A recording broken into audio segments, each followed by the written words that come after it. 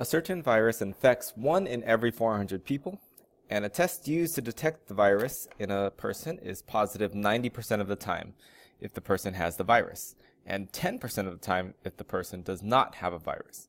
Let A be the event the person is infected, and B be the event that the person tests positive. So it says find the probability that a person has the virus given that they tested positive. And then also find the probability that the person does not have the virus given that they have tested negative. So the best way to do this is to try and set up this tree diagram that I know many of you guys are struggling with. So let's see how we would do this. And one of the things we need to think about whenever we're talking about a tree diagram, remember these are conditional probabilities, meaning the branches depend on the previous branches. So if you notice here, these percentages, 90% and 10%, these are conditional probabilities. It says a person tests positive 90% of the time, but only if we're given that the person has the virus. And the other one, the 10%, this one here is only 10% of the time they'll test positive if the person does not have the virus. So those are conditional probabilities, so those would be on separate branches. So how do we set this up? Well, since those probabilities of testing positive depend on whether or not they have the virus, we split up a tree branch just based on that. The person that we test either has the virus or they don't have the virus.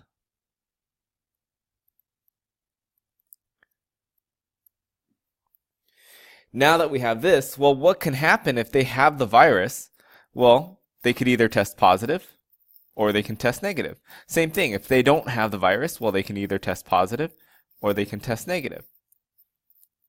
And so now, once we have this tree diagram of what's happening set up, we can put in these probabilities. So let's start off with those 10% and 90%. The 90% is the probability of testing positive if they have the virus. So on this virus branch, we see that a positive is going to be 90%.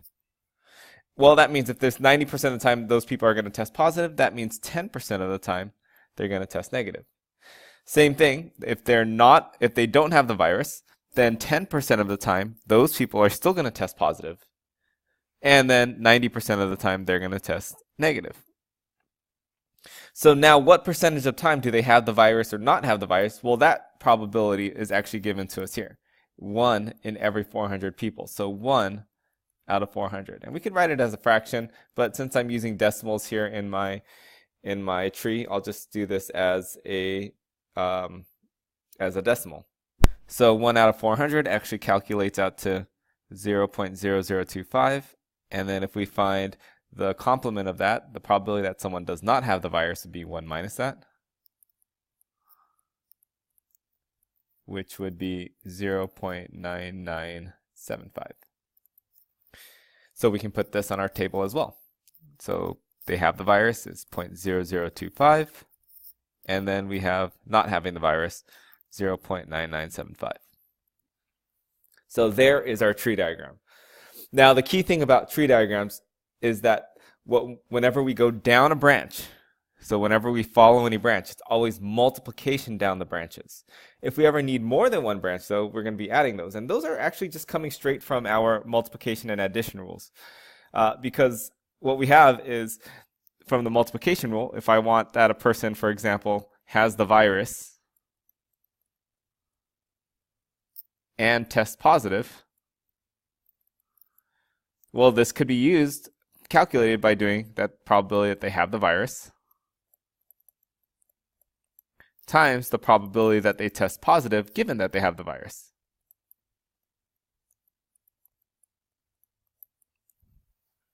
So that's what happens.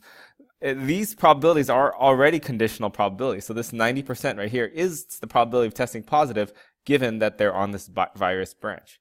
So by multiplying down the branches, we're just using the multiplication rule. And that's how the tree diagram works.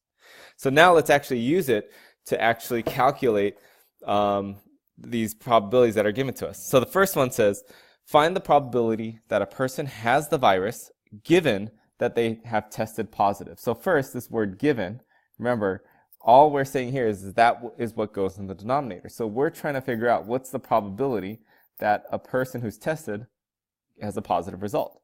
Well, there's actually two branches here that can end up in a positive result. Either this branch, they have the virus and they test positive, or they don't have the branch, or they don't have the virus and they test positive. Both of those result in a positive result. And since that's what's given, that's what we know is possible, is either that top branch or that bottom branch. And so that goes in the denominator for conditional probabilities. So we have 0.0025 times 0.90 plus 0.9975 times 0.10. So those are the possible branches that result in a positive result. But what are we looking for the probability of? What is it that we actually want? We just want to know what's the probability that a person has the virus. So out of these two branches, which one do they have the virus? Well, it's just the top branch. So this is what we want. So that's what goes in the numerator, 0.0025 times 0.90. And this will calculate our probability. So let's do this on a calculator really quick. And my calculator gives me 0.0221 when I round to 4 decimal places. So that's the answer for A. Now let's see B. Here it says find the probability that a person does not have the virus given that they tested negative. So notice again, here's the word given. So whatever comes after that is what we know to be true. So that's what goes in the denominator. So what's given to us is they tested negative. So those are the two bottom branches here.